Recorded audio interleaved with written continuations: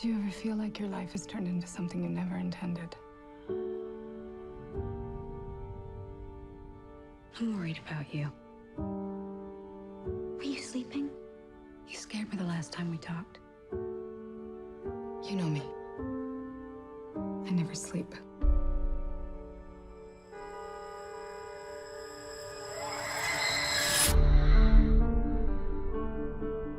My ex-husband used to call me a nocturnal animal. I didn't know you had an ex-husband. I've been thinking about him a lot lately. And then recently, he sent me this book that he's written. It's violent and it's sad. And he dedicated it to me. Did you love him? And I did something horrible to him.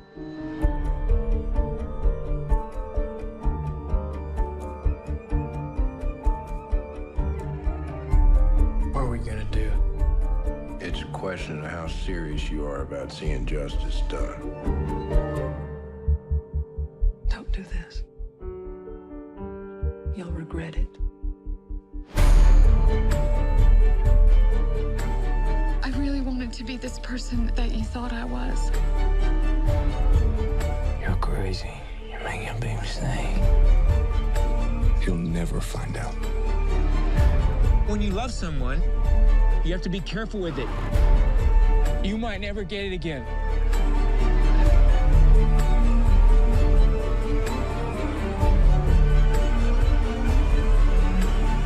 It's fun to kill people. We should try it sometime.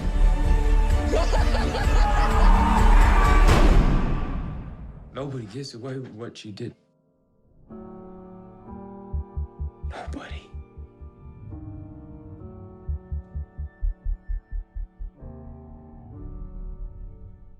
Hi, everybody. Congratulations Hello, Joe. to all of you on this film. I've seen it twice. It's a great puzzle box of a movie. I mean, second time even, you get to explore more of the different dimensions of it. But what's so great about the trailer is that we're seeing all these flashes from the movie, little bits and pieces, you know.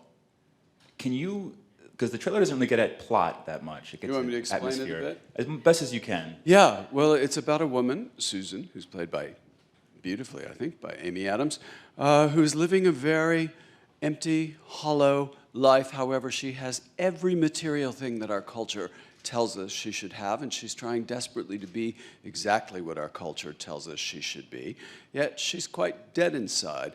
And she receives out of the blue a manuscript written by her first husband, and she starts to read it, and it is violent, and it's dark, and do you want me to keep going? We should say just there's one detail that I wanted to tease the audience with. When she receives the manuscript, it draws blood. It does. She rips open the paper, and there's a prick on her finger, which tells you a bit about what's to come. That's symbolic. Yes, it is definitely symbolic. So then what is the... Well, her husband is trying to say to her through this book, which is very visceral and quite the opposite. It's set in West Texas with Michael and Aaron playing good guy and bad guy. And he's telling her, this is what you did to me. This is what happened. And I don't want to go too much further. There's another way it's easy to explain by saying who plays who. So her ex-husband... Her ex-husband is played by Jake Gyllenhaal. Right. Both her ex-husband in real life, and then he has written a somewhat autobiographical novel, and Susan's reading it, and she casts him, of course, as the hero in the novel, because he says earlier, we find out that no one ever really writes about anyone but themselves. So he plays two roles. Right. And there's three different sort of narratives. There's her life as an art. Yep. Well, there's Susan's life in the present, which is very cold, set in Los Angeles, very cold, very empty. Then there is this novel, which is very visceral, which is set in West Texas, totally different world, totally different tone. And then there are the flashbacks of Susan's life when she was younger, because this novel starts to make her think about her life with Edward, Tony, and through reading this, she changes her perception of the past. Yeah, and there's actually great other performances. Of course, Michael Shannon plays a sort of a justice-seeking cop, Texas cop. Aaron is a psychopath. Hard to believe looking at him. When you see this movie, you will be absolutely stunned at the transformation. And there's, parts for, like little parts for Laura Linney we saw in the trailer. That's not a little part. Well, it's an important part, and she is incredible. Plays Amy's mom, and also Isla Fisher. Now, Amy, do you know why he cast Isla Fisher in this film? Because she's a brilliant actress, and That's he why? knew Yes. that she would be able to pull off the tone that was necessary to create the anxiety of the scene that is really one of the most anxiety-inducing scenes I've sat through. But I know what you're getting at, so I just kind of bypassed that. Tom, why don't you But tell it us? is true, Isla, I think, often appears in comedies, and we think of her as a comedic actress. She is a terrific, dramatic actress.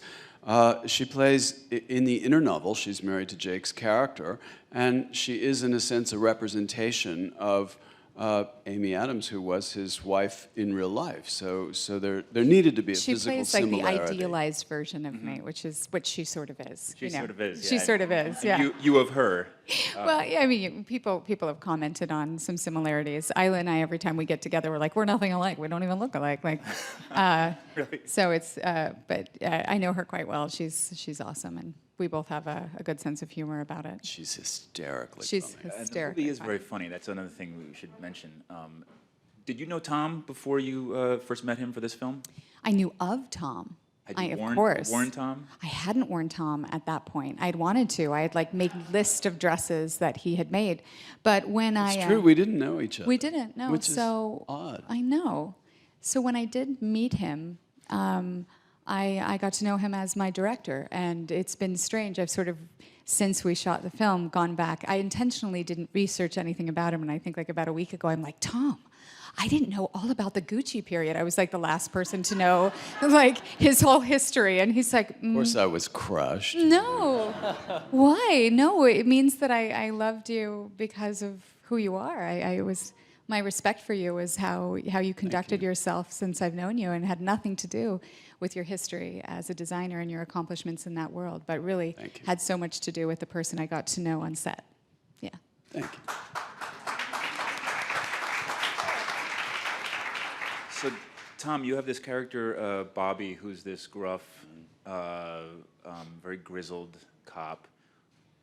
What was it about Michael Shannon that popped into your head when you were thinking of who could play this part? Brilliant actor. I think brilliant actors are a director's safety net. And I don't know which famous director said this. It might have been John Ford, that 70% of your work as a director is casting. And you cast great actors, and you cast the right actors in a role. I just had a feeling he would be absolutely perfect. And I have to say, exceeded all my hopes. Great.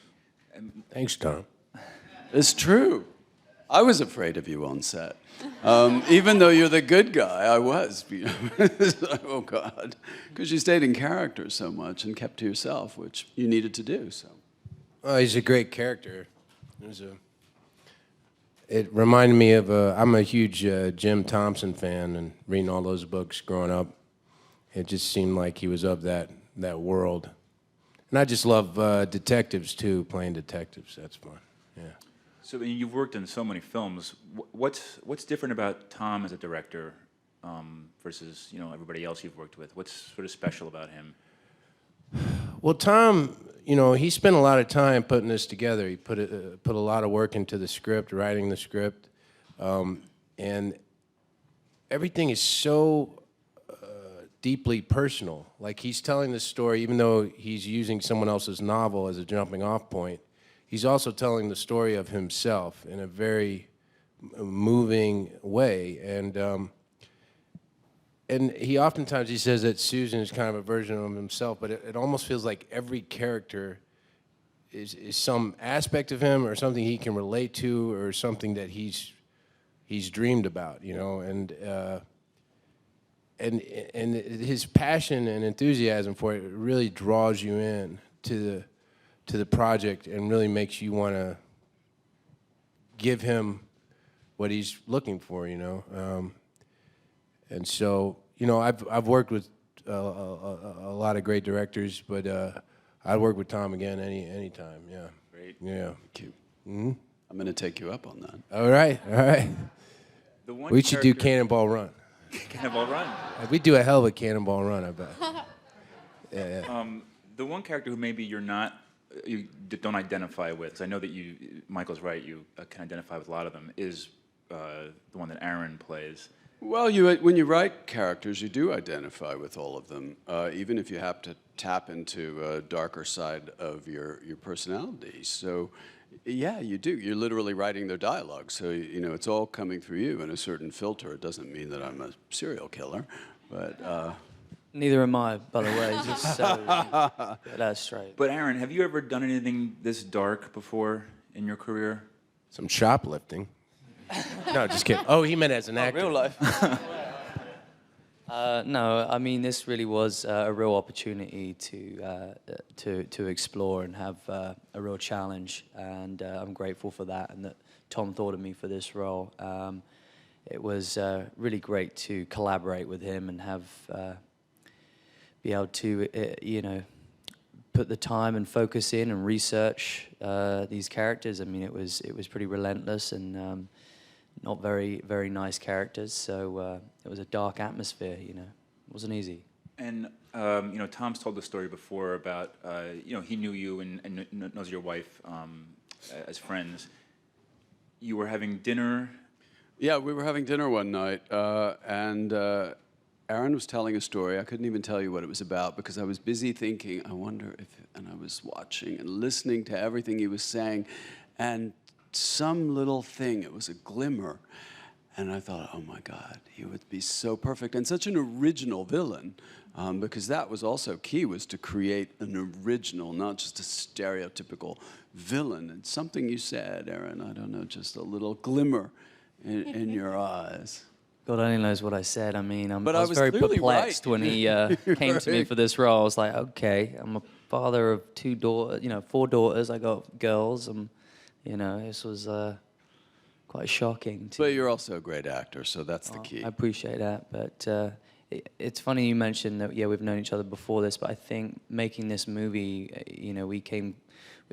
I think, making movies is such an intimate thing, and the relationships that you build on set, you have to work together and, and trust one another. And Tom, in this made me feel very secure, and in that we was able to, push the boundaries. And but I think, I feel our friendship grew a lot more on set, and more so making this film than the evenings and the dinners we've had out before. So yeah, that was very a pleasure to do that. I wonder if maybe Tom and Amy can talk about the art in the film. The movie opens with this just extraordinary opening credit sequence that everybody has to see. It's going to be talked about for years, which is sort of grounded in modern art, or a sort of a perversion maybe of modern art. The film's filled with real art. It is. Well, I think when a film is about the art world, I've always personally found it disturbing when the art is fake. It doesn't have the visceral, it doesn't have the quality of art that is truly produced by artists, not the people that produce the fake art in films. Or anyway, but that's what this is about. This man is speaking to her through a novel, a work of art, to communicate something, and her character is an art dealer. So her life is surrounded by art, and the story is, in a sense, almost a fairy tale, and she visualizes things in the way that she would visualize them because she is an art dealer. And all of the art that's chosen for the film is symbolic. We come across a Damien Hirst sculpture with arrows through it, which represents how she's feeling at that moment in her life. There are actually moments where she steps in front of a work of art, and then later, as she's reading the novel, we see bits and pieces of that because it's fresh in her mind. It's hard to explain when the audience hasn't seen it, but right. it is interwoven throughout throughout the film. For example, there's a scene where we see what we think is a real shot in the film of like a field. Yes. The camera sort of, I don't know if it pulls back. Photographed by Richard Mizrak, who is a terrific artist, and it's in Amy's entry hall in her house, her character's house, Susan, and we just see the image, and then Amy steps into frame, and we realize, oh, we're looking at a work of art. And then later, when Jake's character does something in particular, which I don't want to give away, I rebuilt that exact same grassy field, and it occurs in it because Amy's character is reading the story, and she has placed it there. This all must sound very confusing if you haven't seen the film, but... Well, that's one thing about the movie is it is kind of difficult because of the many layers to it to describe. But when you're watching it, it is so fluid, it is so clean, and a thriller, and I hope holds you on the edge of your seat. Oh no, I mean audiences are totally charged up when it's over. You have a connection to the art world in LA by way of, I think is your husband an artist? Yeah, my husband's an artist. Was there more than just what Tom provided in the script for you to understand that whole milieu, that world? Well, it's interesting because my husband, being an artist, doesn't necessarily. The world in which he does his art is not necessarily this world of this sort of this modern gallerist. So that's a world that I've visited, but it's not one that I live in. But what it did help inform is that my husband and I get in conversations all the time the nature of art and artists, and he considers himself an artist, and I don't consider myself an artist. I'm much more like Susan. When you see the film, you'll know. So a lot of the conversations I have with Jake's character, I've had with my husband, and you know. The rest of us consider you an artist. Well, thank you. I'm a craftsperson. But you know what I mean. I think there's something inside your soul that makes you say, I'm an artist, you know. And so I'm always like, I'm too cynical, I'm too pragmatic. Which is very much like Susan. So really it was him being an artist and me being me. I just so understood where Susan was coming from in that place. Yeah. And there's even a scene, Tom, where she criticizes some art, and even though you wrote that line, you kind of almost were hurt by it because it was your art.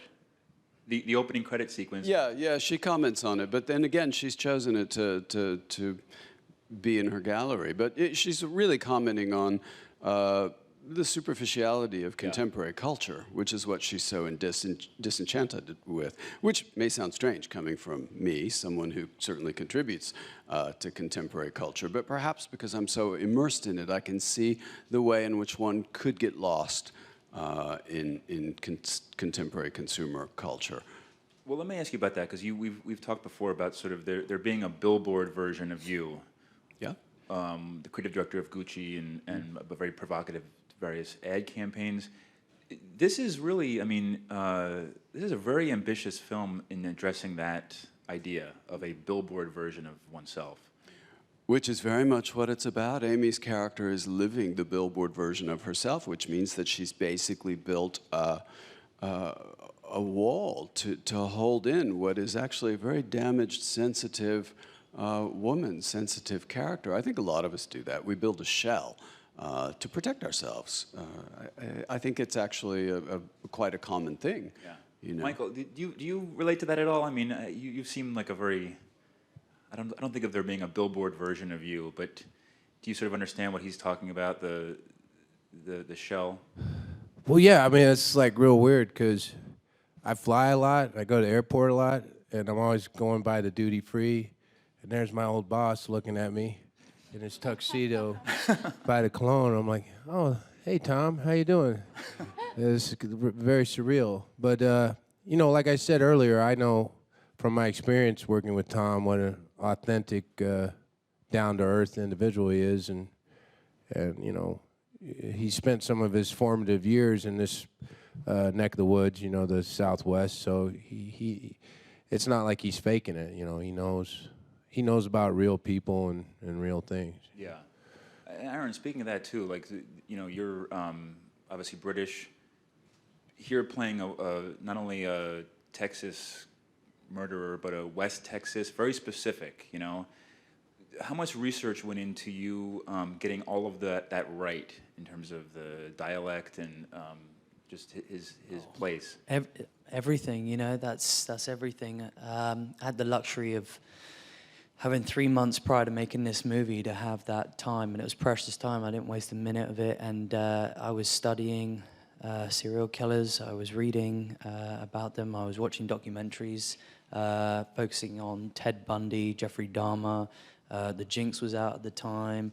You know, I just wanted to see a through line between any of these guys, and I know that Tom really wanted to create this character to be, you know, he's a fictional character, and there's in the book, in the story, it's more of a heightened reality. So we was allowed to have kind of be creative and be larger than life and a bit more elaborate and bold. And Tom wanted this character to be very charismatic and charming, which a lot of these psychopaths had, you know, something that was actually, there was a draw to them. And but then when looking closer, there was a lack of empathy. And, you know, my character's totally got no empathy and was unpredictable and dangerous, you know, so. Also, if you do a freeze frame of the trailer, you can see your hand on top of a car. Yeah. Long fingernails. Fingernails, yeah. And what is there on your, some sort of a... So Tom told me, you know, like, you know, at 3 months, just grow your hair out, grow your beard, fingernails. And, you know, he kind of, and then that's when we started creating, you know, he wanted him to have kind of his, to go into his character, and maybe he was a bit of a, thought of himself as a bit of a rock star, so he's got the sort of guitar fingernails, but it's a bit too long, you know, overgrown, and just, you know, this guy makes you sort of, you know, I mean, the sort of stuff that I was accumulating, the sort of knowledge I was immersing myself in was so dark, I was getting sleepless nights. There's a ring, tell us about the ring on his finger. Yeah, no, so, you know, if you watch these guys, a lot of these serial killers would have, some of them would keep souvenirs of their previous victims. Would it be like a lock of hair or a necklace? Or so one of the things my character, when I'm tapping on top, you know, if you notice on my little finger, pinky finger, I've got this little heart-shaped ring, which is like very cheap plastic ring. Probably came from like a, you know, a sticker on a magazine, a children's magazine cover, you know, very, very seedy, very dark. And, you know, that was, we talked about this, and that was one of Tom's ideas. He said, yeah, actually, I did think about a souvenir. I thought maybe this ring. And it just like, just putting that on every day was just enough for me to kind of go in the character, you know, with my hair, my mutton chop, and my voice, and I'd stay in the dialect. I had a great dialect coach, Michael Buster, and once you start building these things and you put the green boots on, I'm walking around, I'm feeling like Ray Marcus, and it's, you know, and you're in, you know. Tom, there's also a scene where Amy's character is looking at her smartphone, and there's a baby monitor, I think. There's a baby monitor, yeah, and all of us. Don't give that away. Yeah, we don't want to give that away. Sorry. No. All right, Yeah. I'm not going to give that away. I just wanted to, without giving it away, just to sort of ask. Yeah, basically, you can't say anything, Joe. We just have to chat. Actually, you know what we're going to do? We just chat. I'm going to turn it over to the audience to ask some questions, actually. No one's They're going to ask questions, and they haven't seen it either, so. Let's see who has a question. Hi, guys. How are you?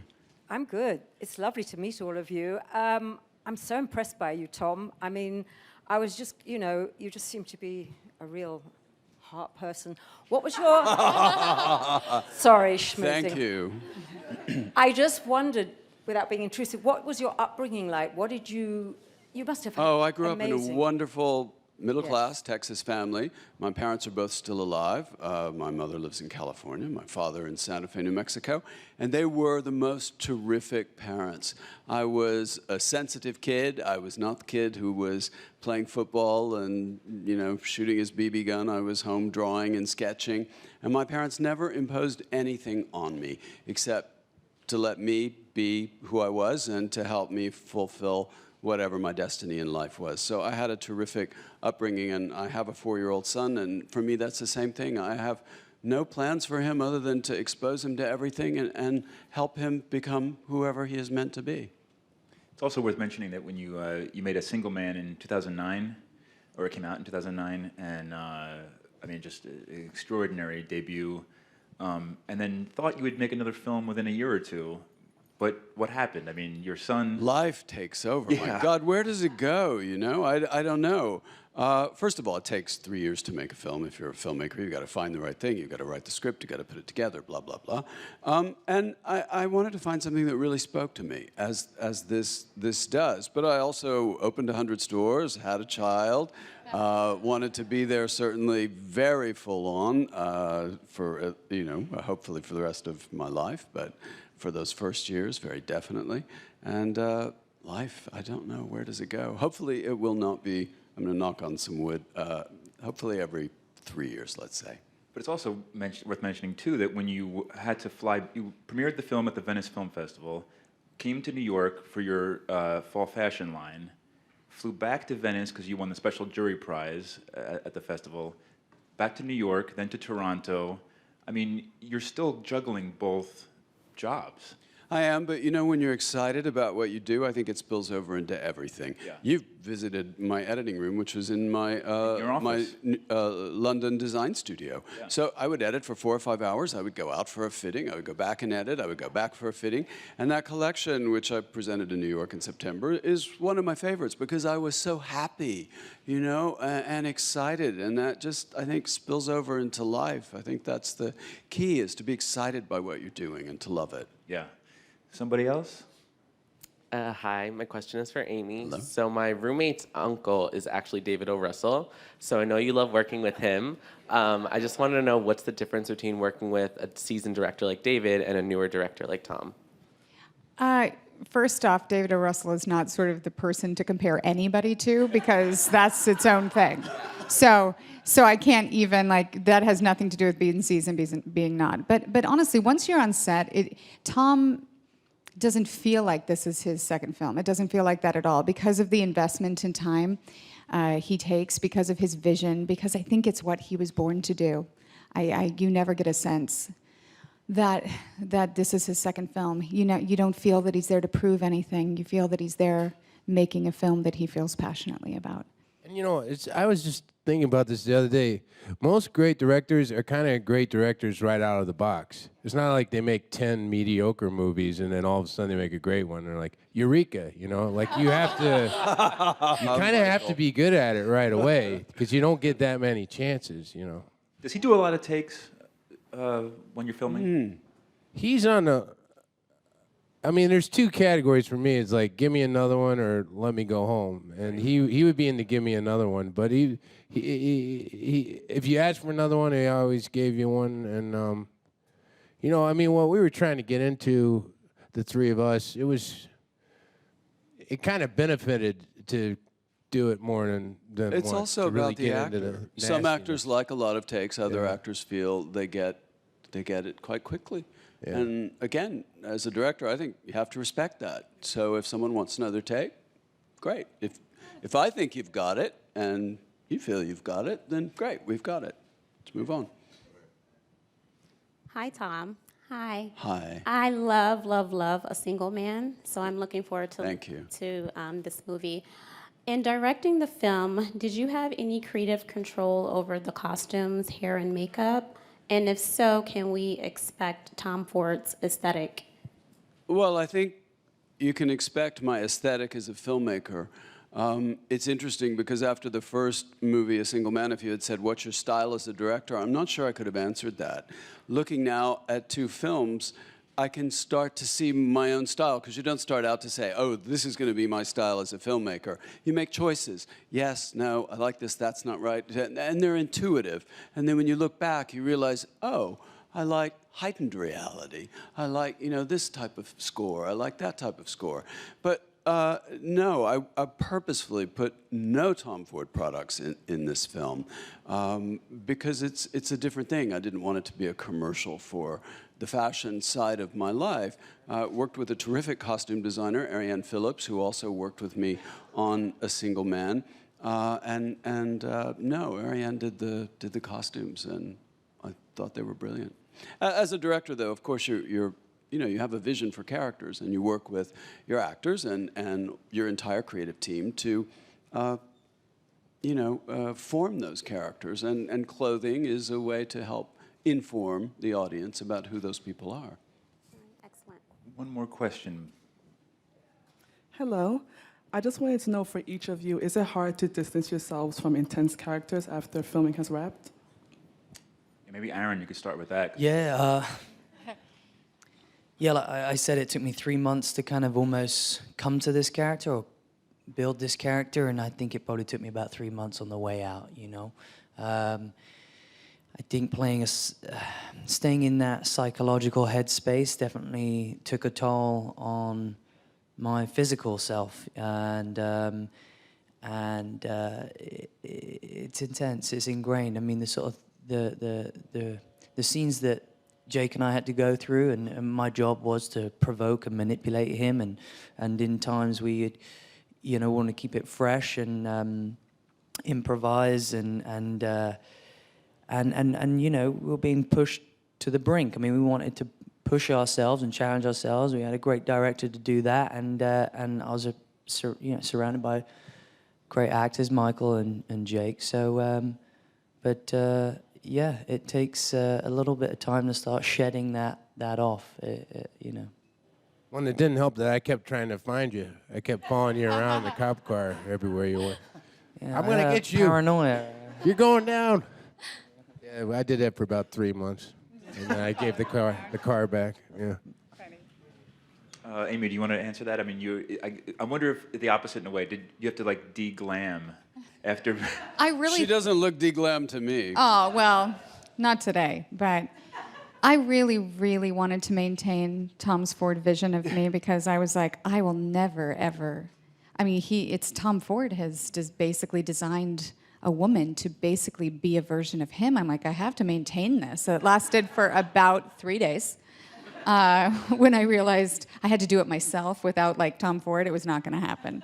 I'm a lot more casual. However, but shedding a character for me, I actually do it pretty quickly. I think I have a little moment of letting them go. I think I had to learn how to do that because sort of going through whatever trauma or whatever experience my character had gone through, just it didn't work for my life. So I just figured out how to do that.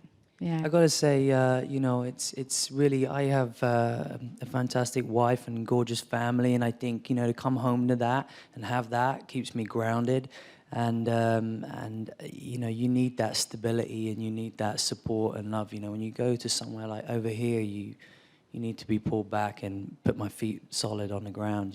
So that's what I immerse myself in, back into my family and being a parent. That's a great point. Some characters do stay longer. Some are harder to shed, for sure. Listen, guys, it is a dazzling film. It's a shot of adrenaline, I think, in terms of the cinematic quality and what it does to an audience, like I was saying. Opens today. Tom, do you want to tell us where everybody can see it?